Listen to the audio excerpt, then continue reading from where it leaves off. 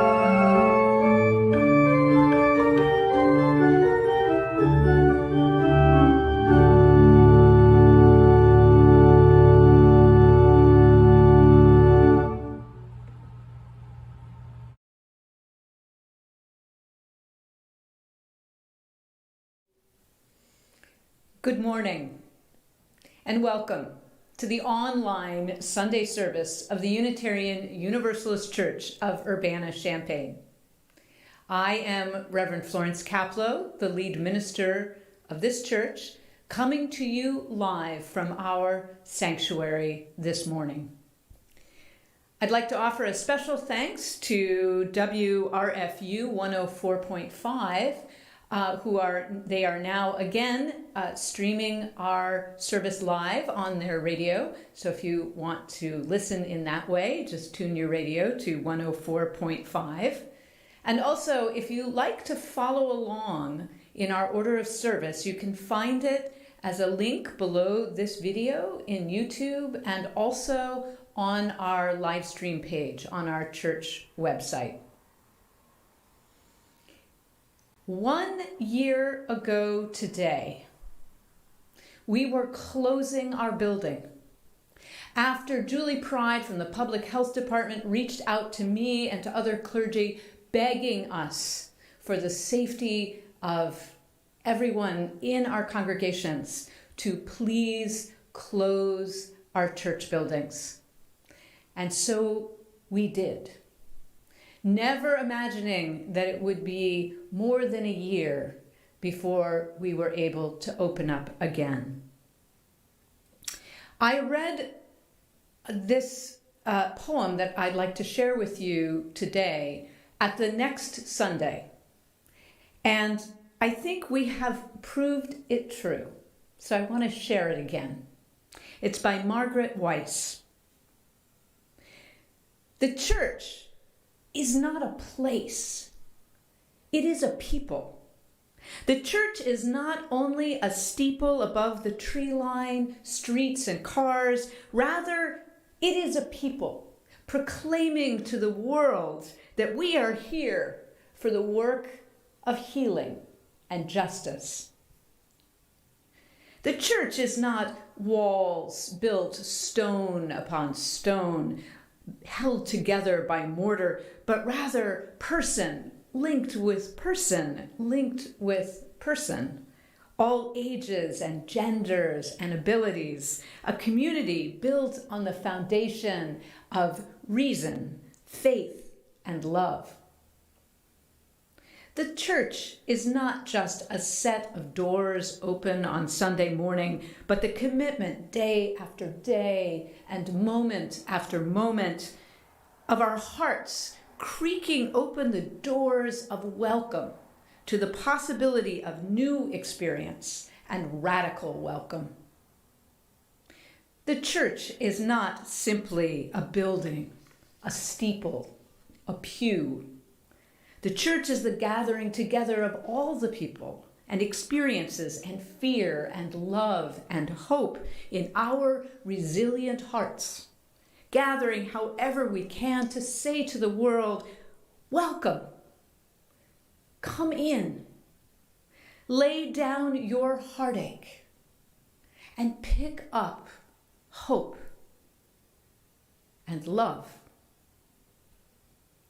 For the church is us, each and every one of us together, a beacon of hope for this world that so sorely needs it.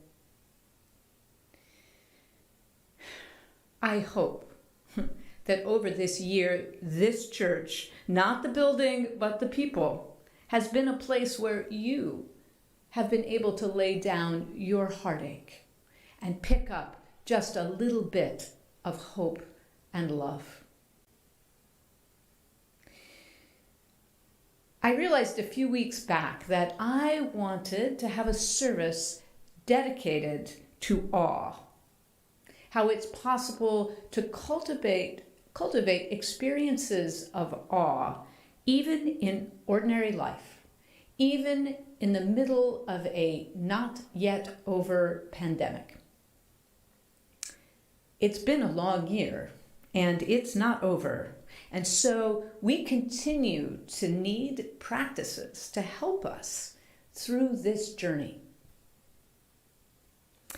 We on the worship team created this service with the humble hope that our time together this morning will not just be about awe, but actually gives you a little direct taste of awe through music, images, and poetry.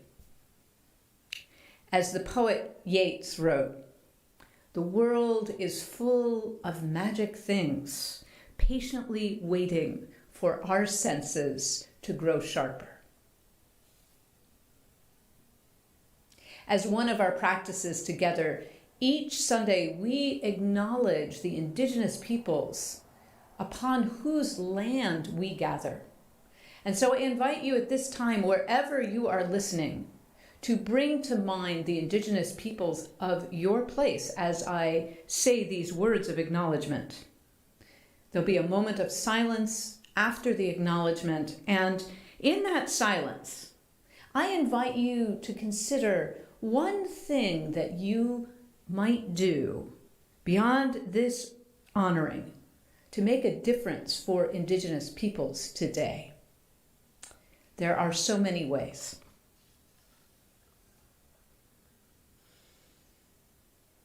We recognize and acknowledge that we gather today on indigenous land taken through deception, coercion, and violence.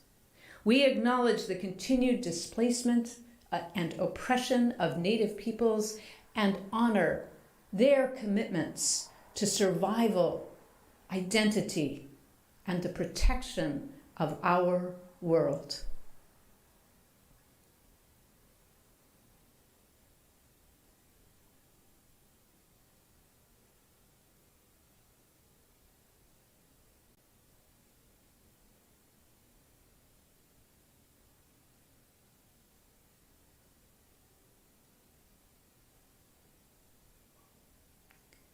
Thank you. And I just want to mention, you'll see images throughout the service, and many of them are from Pat DeWalt with her wonderful eye for beauty. Please enjoy. We light this chalice, symbol of our Unitarian Universalist tradition, to mark out this time together as special and worthy.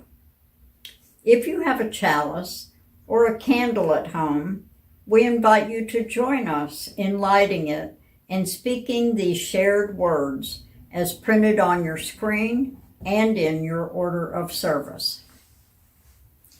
As we awaken the flame of our chalice, may we awaken our innate capacity for wonder, for awe, and for amazement.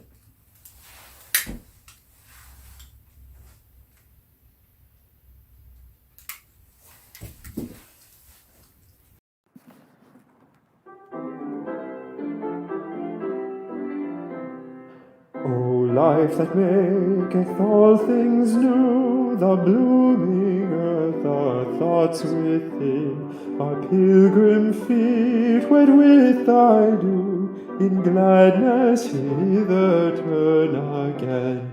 From hand to hand the greeting flows, from eye to eye the signals run, from heart to heart the bright hope glows, the seekers of the light of one. One in the freedom of the truth, one in the joy of paths untrod, one in the soul's perennial youth, in the larger thought of God. The freer step, the fuller breath, the wide horizon's grander view, the sense of life that knows no death, the life that maketh all things new. Hi everyone, Reverend Florence here, and I want to give you a demonstration this morning of ordinary magic. Sometimes we think that to find magic and awe and wonder in our lives, we have to go somewhere really amazing, like the Grand Canyon. And a lot of us can't go to the Grand Canyon right now, or maybe ever, and so we may not feel that there's a lot of awe or wonder in our life. Or we might think we've got to be somewhere on a very special day or moment, like that picture of the tree covered in ice crystals. But maybe, just maybe, you can find ordinary magic very close by. So I'm going to invite you to look around and see if there's anything within arm's reach that you could pick up, and maybe it's something that's quite special to you, or maybe it's something really ordinary, like a pen. Or maybe there's something a little farther away in the room, something on the wall, or whatever it might be. Just focus your attention on that thing and just let it sparkle a little bit more than perhaps it does normally. What I noticed when I did this was this bracelet that I wear. Here it is. And there's a wonderful story about this bracelet. It was made by a Hopi silversmith, a member of the Hopi Nation, an elderly man who has been making silver jewelry for decades and decades. And last fall, when I floated down the Green River in southern Utah, my friend knew of a place where, at the end of the trip, where this man's jewelry was sold. And we went there, and I was able to purchase this, and it meant a lot to me because the river, and this is the image is of water, the river and its waters were so healing and nurturing to my spirit. And so I wear this every day, and I remember the Green River, and if I remember to remember, I remember the Green River, the way that I'm connected to this Hopi man, and to the qualities of water and flow. I have another little thing here, which is this fantastic dragon. And this was a gift to me from Taylor. Some of you might remember Taylor, Matthew Gladden's son, who often sat in the back of the sanctuary on Sunday morning making beautiful origami as his father played the piano for us. He is a very talented origami artist, and he made origami for our pledge party last week, and he gave me this as a gift. And this is made out of one piece of paper. So there is my amazing origami dragon. And I see this and I am full of awe and amazement at Taylor and at what is possible with one piece of paper. So take a look at whatever object you've chosen and look at it, touch it, think about where it came from, who made it. Maybe it's something that some engineer designed. Maybe it's the computer or the phone that you're looking at right now. And just let yourself really appreciate all that went into whatever that object is, how it came to you, how it's connected to your life, and let your let your senses appreciate it in a way that we don't often stop to appreciate the ordinary things around us. Reverend Sally also suggested another exercise for finding ordinary magic, which is to take a tape measure outside and lay it on the grass in 100 inches, and then pretend that you are an ant or a spider or some other very small animal, maybe a vole, and go along that 100 inches like it's a great hike in the wilderness. Get on your hands and knees, get your eyes down at ground level, and see what you see in the great forest of grass and the mountains of little differences in the ground and in the soil. So that's an exercise you can do perhaps after the service, because it would be hard to do that while watching the service. Okay, there we go. A little ordinary magic for all of us this morning.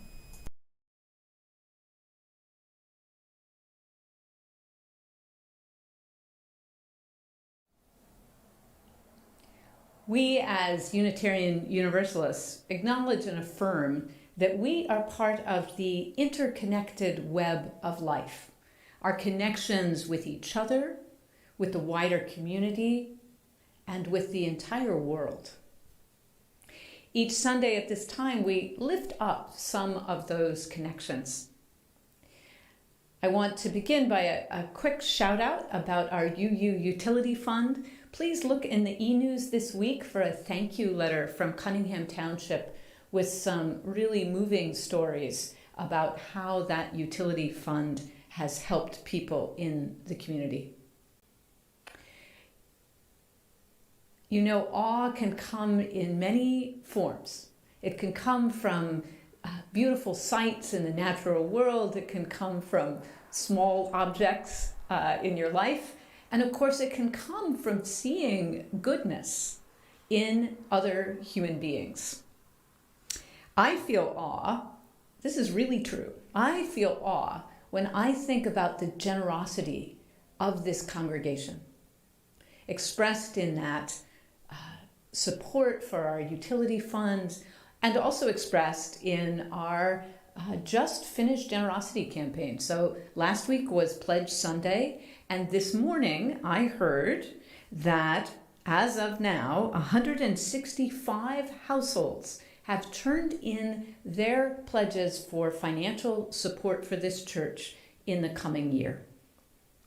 That is awesome. Of those, 18 households pledged for the very first time. So a special thank you to those of you who partook in our annual ritual for the first time. Secondly, awesome.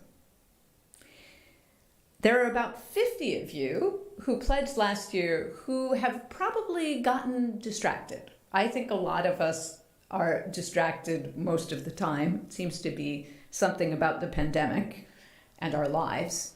And you haven't quite gotten to that pledge yet. And because of that, you will be honored with a special call from Mona Shannon, the chair of our generosity team, or one of her loyal helpers, just to give you a gentle reminder in case it's gotten lost in your mail or in your inbox. And again, deep appreciation for every pledge, especially for the people who increased. We know that coming back together and reopening this building and restarting so many of our programs is gonna take a special effort this year. So it's truly appreciated. Each Sunday, we share half of our Sunday offering with organizations in our community and beyond that are in alignment with our values. And this month is Books to Prisoners, which we have been a strong supporter of. I don't know, since before I got here, there's always been a bin in the fellowship hall with books to donate. And what they do, it's a local project that provides books to incarcerated people around the state and in Illinois at no cost by mail, and also to our 2 county jail libraries. Also, in the last month, our youth have been running a book drive for Books to Prisoners, so it's a particularly great time to really support them.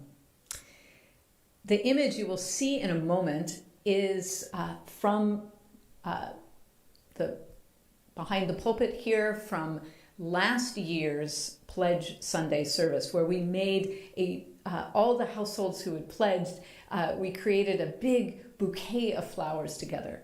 And every time it comes up in my photos file, it gives me a moment of happiness and also a little pang of poignancy. I look forward to when we can make bouquets together again.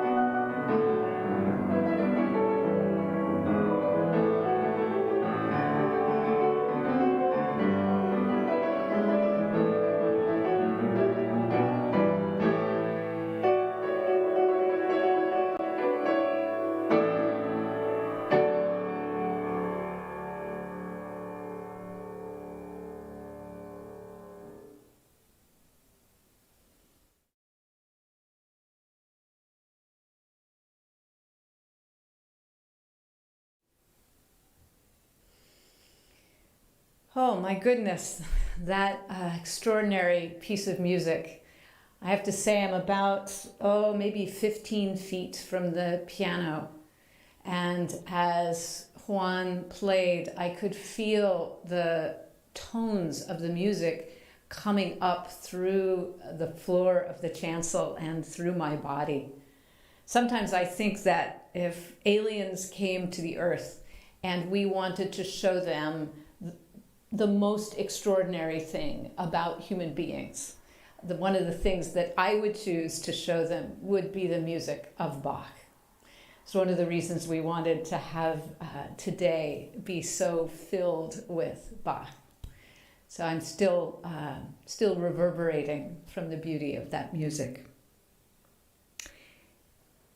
Each Sunday we acknowledge that we bring our individual joys and sorrows to our time together.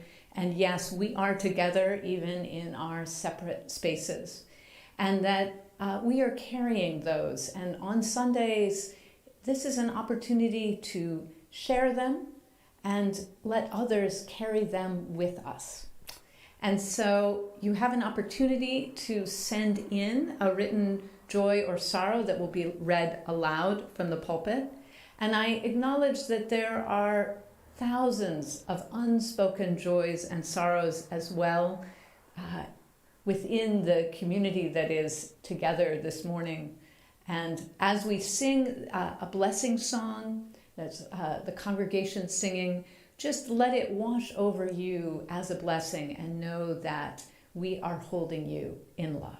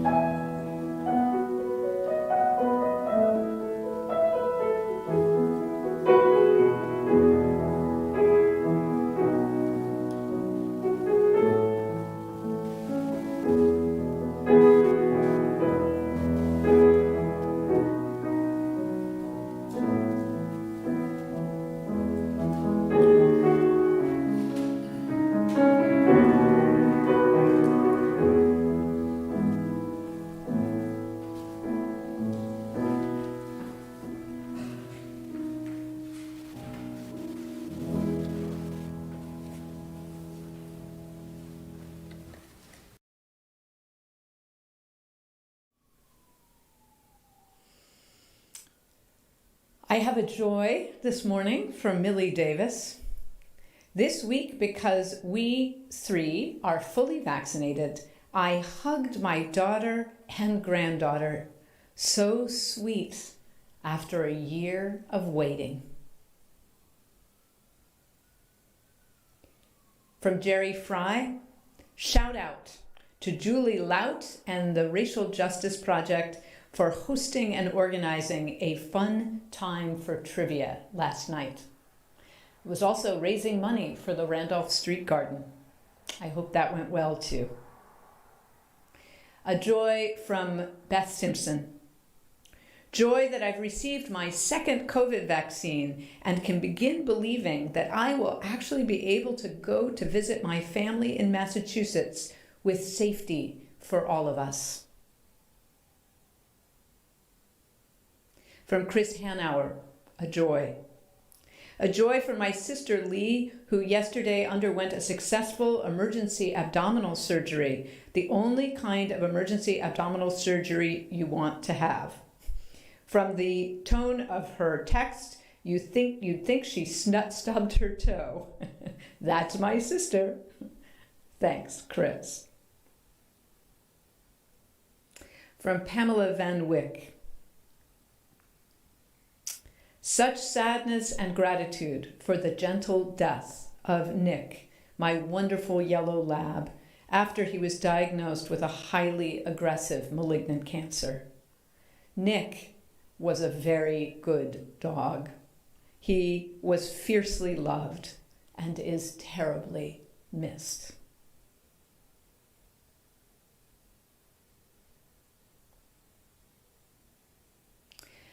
And if you sent in a joy or sorrow this morning and I did not read it, sometimes the airwaves are slow, we'll make sure that it's published in the e-news this week, with your permission. We usually have a time of reflection and meditation and prayer after the joys and sorrows with some simple instrumental music, but today is special. Austin Cody, our choir director, and Amy Hassinger and Emily McCown have created a really powerful and deeply meditative piece of music for us during our time of reflection. It's Unchained Melody from the Fleetwoods. It's an old song. Please enjoy the harmony of their voices and let it soothe your soul.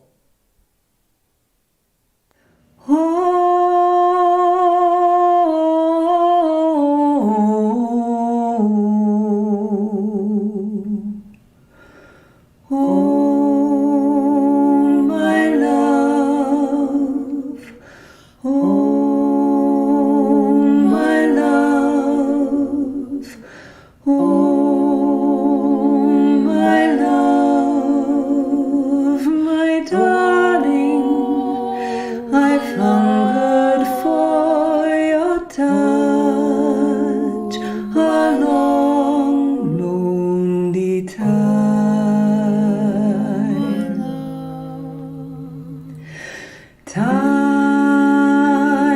goes by so slowly, and time can do so much.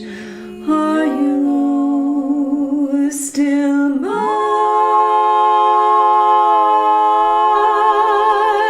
I need your love. I need your love. Godspeed your love to me, my love.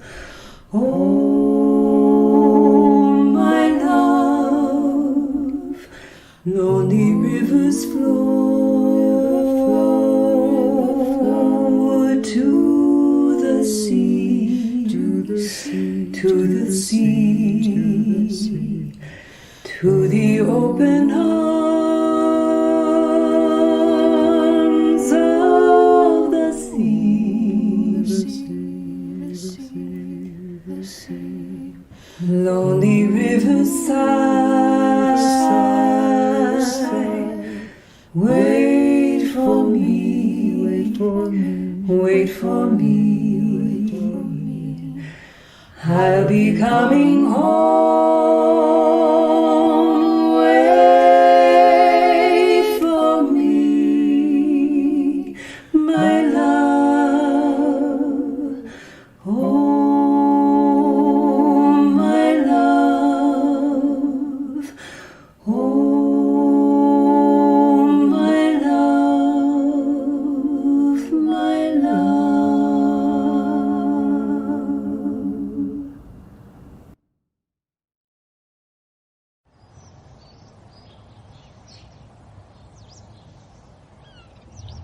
That day, I saw beneath dark clouds the passing light over the water, and I heard the voice of the world speak out. I knew then, as I had before, life is no passing memory of what has been, nor the remaining pages in a great book waiting to be read.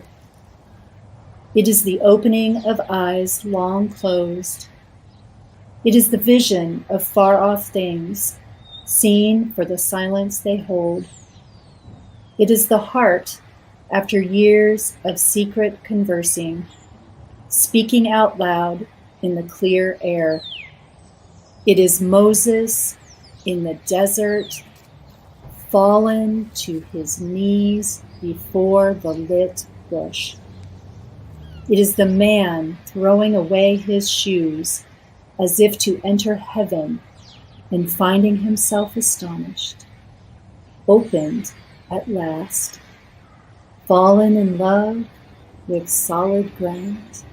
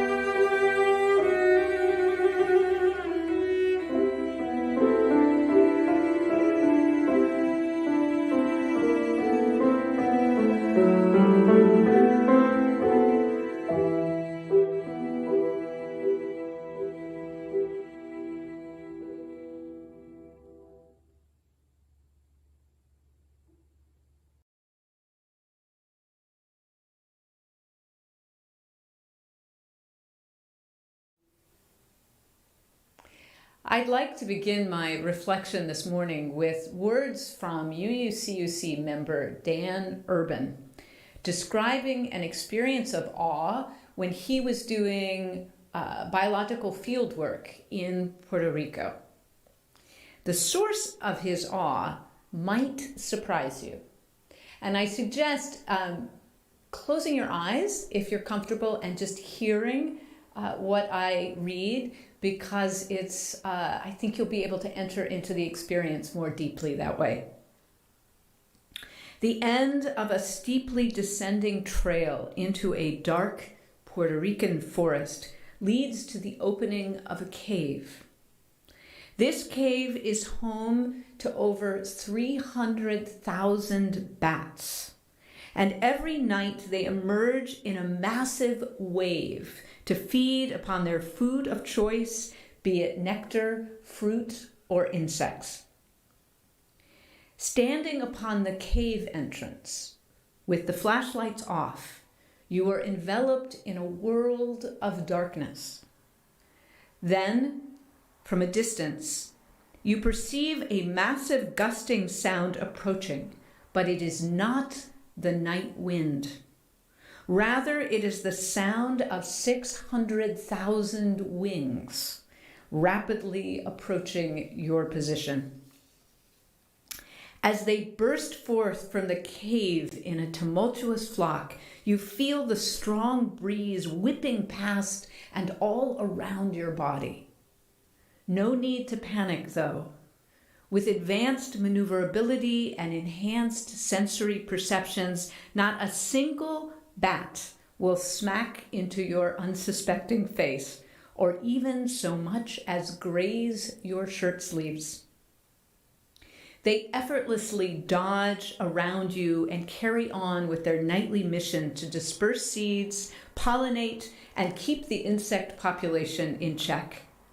The majesty of their flight is truly awe-inspiring.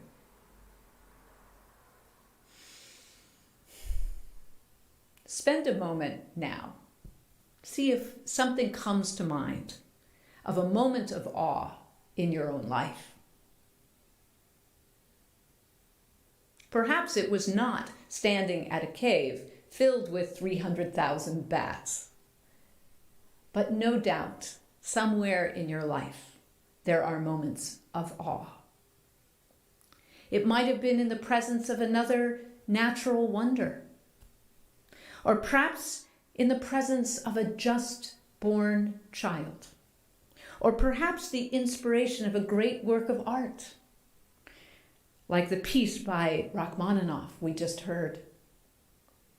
When tears come to your eyes and your heart pounds, and as David Whyte wrote in the poem we heard, it is the man throwing away his shoes as if to enter heaven and finding himself astonished, opened at last, fallen in love with solid ground. These are the moments of awe that change our lives. When our vision changes forever, when our eyes open and we don't go back to who or where we were before.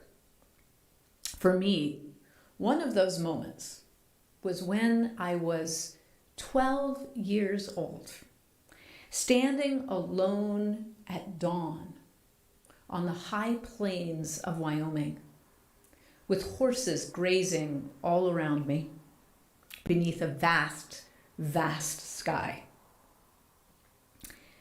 Suddenly, everything was perfect. The world was perfect. The world was whole, crystalline, and I was part of it, and perfect too, and healed of all sadness in that moment. Not forever, of course, but that moment still lives in me 44 years later. I've always believed that moments like that can't be manufactured, can't be planned. They come on us like grace or a lightning bolt, although awareness and a willingness to be astonished and a willingness to step out of your everyday into something that wakes you up, like waking up at dawn. And believe me, even at 12, waking up at dawn was a rare occurrence for me, and not very often since. That by creating those conditions, a moment of awe is more likely. But it turns out that I wasn't quite right about this. Turns out that experiences of awe are way more common than I imagined. Researchers at the Greater Good Science Center at UC Berkeley, one of my favorite research places, found that experiences of awe are actually quite common in everyday life. A researcher gathered people's reports of awe every day for 2 weeks and discovered that every third day, on average, people found themselves in the presence of something that inspired awe. Music played on the street at 2 a.m., individuals standing up to injustice, one of our favorite sources of awe as Unitarian Universalists, or autumnal leaves cascading from the trees. Based on that research and finding, they took it a step further and did research last year on the possibility of intentionally cultivating experiences of awe. Bear with me while I describe the study, which was for older adults. They investigated the emotional benefits of an awe walk intervention in healthy older adults. 60 participants took weekly 15 minutes, I want you to notice that, just 15-minute outdoor walks for 8 weeks.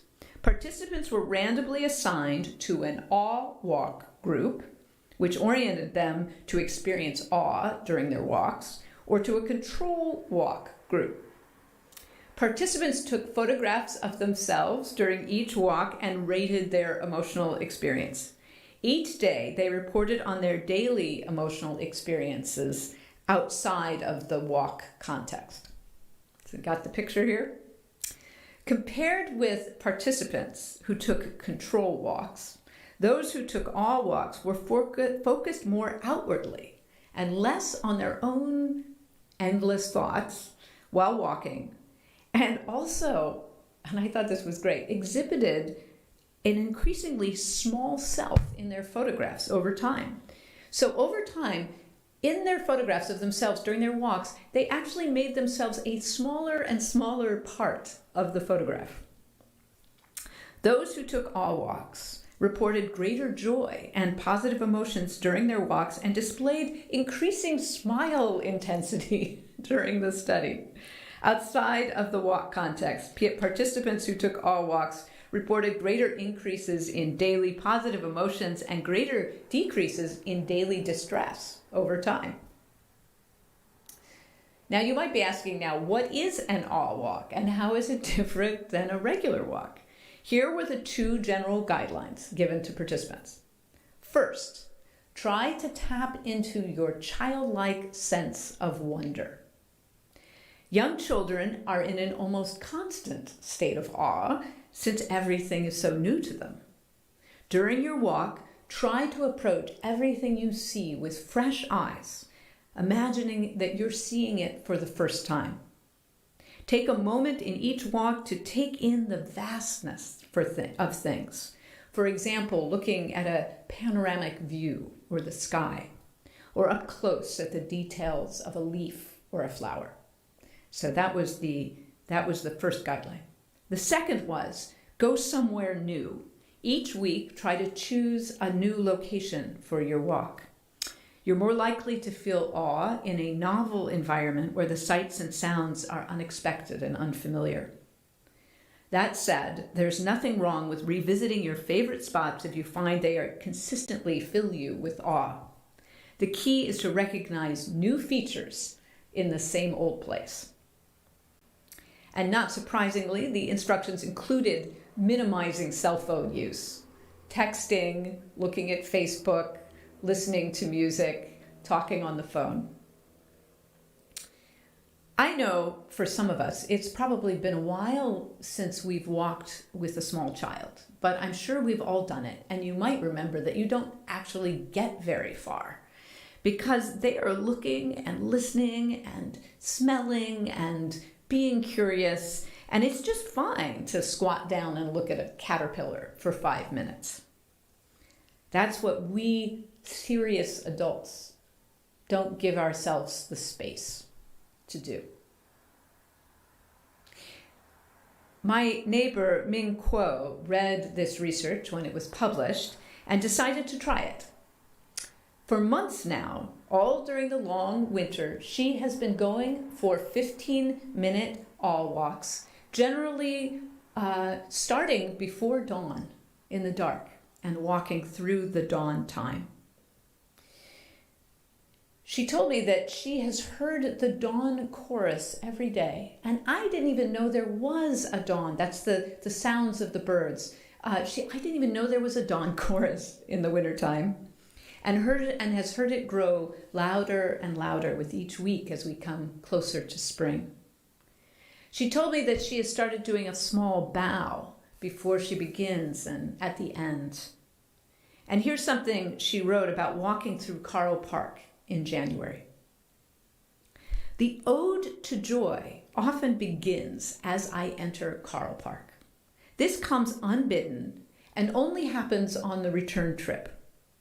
From the feel of it, it must be the combinations of endorphins from the walk and the particular landscape sequence. As the houses are left behind, there's a feeling of opening, and then the wonderfully tall trees appear ahead like a curtain, followed by the experiencing of entering to become amongst and within and below them. The poet Ross Gaye, who lives in Bloomington, Indiana, a town kind of like ours, wrote a beautiful book called The Book of Delights, based on his own version of a daily practice. And here is how it begins. These are the first words in the book. One day last July, feeling delighted and compelled to both wonder about and share that delight, I decided that it might feel nice, even useful, to write a daily essay about something delightful.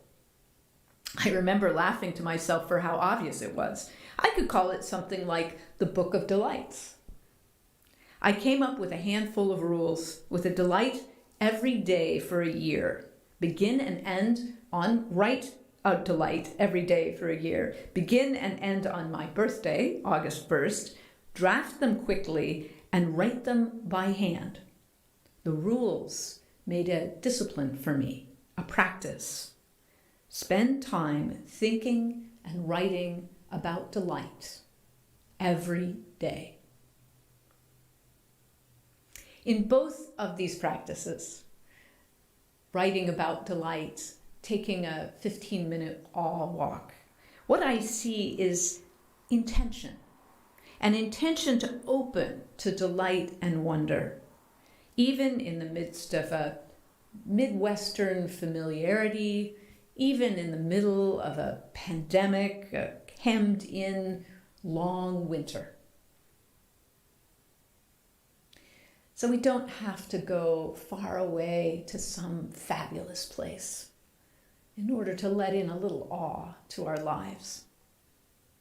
I want to close with a favorite poem that always reminds me of ordinary magic, of the everyday wonder that is completely available to me if I just open my eyes to it. All That Is Glorious by Barbara Crooker is not for me these grand vistas, sublime peaks, mist-filled overlooks, towering clouds, but doing errands on a day of driving rain, staying dry inside the silver skin of the car, 160,000 miles, still running just fine. Or later, sitting in a cafe warmed by the steam from Whyte chicken chili, 2 cups of dark coffee, watching the red and gold leaves race down the street, confetti from autumn's bright parade. And I think of how my mother struggles to breathe, how few good days she has now, how we never think about the glories of breath, oxygen cascading down our throats to the lungs, simple as the journey of water over rock. It is the nature of stone to be satisfied, writes Mary Oliver. It is the nature of water to want to be somewhere else.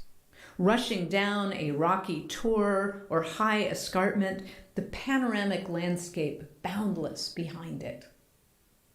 But everything glorious is around us already.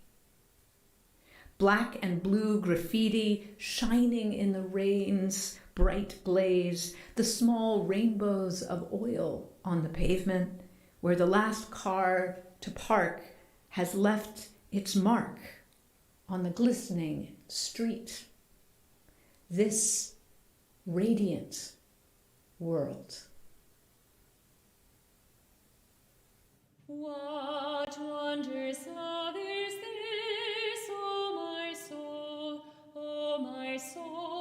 What wondrous love is this, O my soul?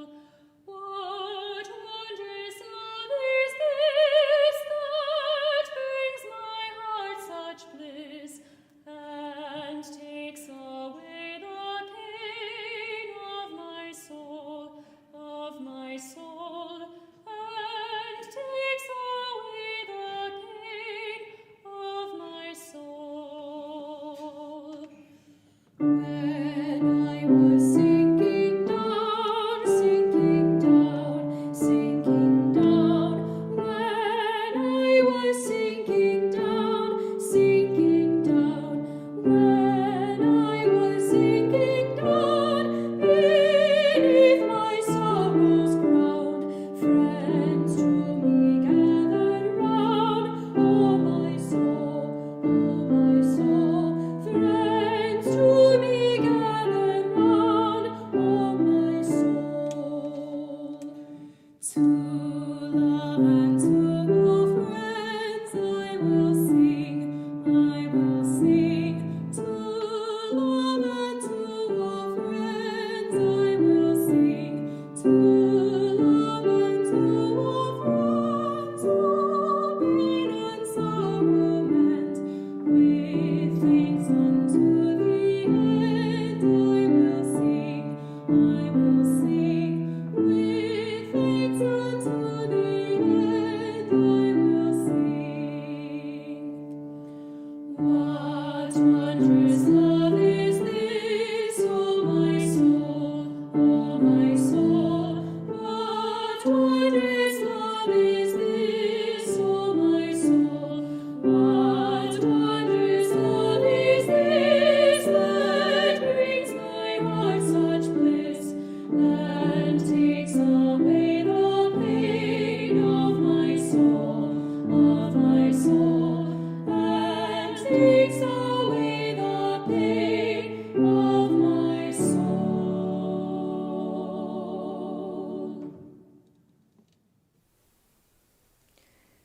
Beloveds, I hope that you have felt a small wonder this morning, a little spine-tingling awe. And my wish for you is that as you go about your day-to-day, the gifts of this world break into your distractions and bless you with their beauty.